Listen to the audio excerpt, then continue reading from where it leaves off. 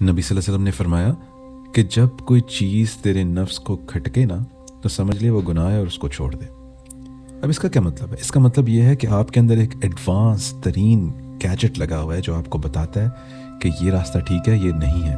चलें इसको एक दूसरे तरीके से समझते हैं। कोई कितना भी बुरा बंदा हो ना, चाहे वो बाइक पे हो, मोटरसाइकिल पे हो, चाहे गाड़ी पे हो, जब कोई बिल्ली का मासूम बच्चा आगे आता है ना तो आप दबाते ही दबाते हैं ब्रेक। क्या है ये आपके अंदर एक अच्छाई वाला भी गैजेट वही लगा हुआ है, वो आपको बताता है कि नहीं यार ये ना कर। आजकल की कोई मिसाल लेते हैं, you know watching a movie और something and there is this scene comes, वो आपके अंदर एक इंडिकेशन होती है कि नहीं यार, but you still watch that, but that bell rang, उसने आपको कहा था।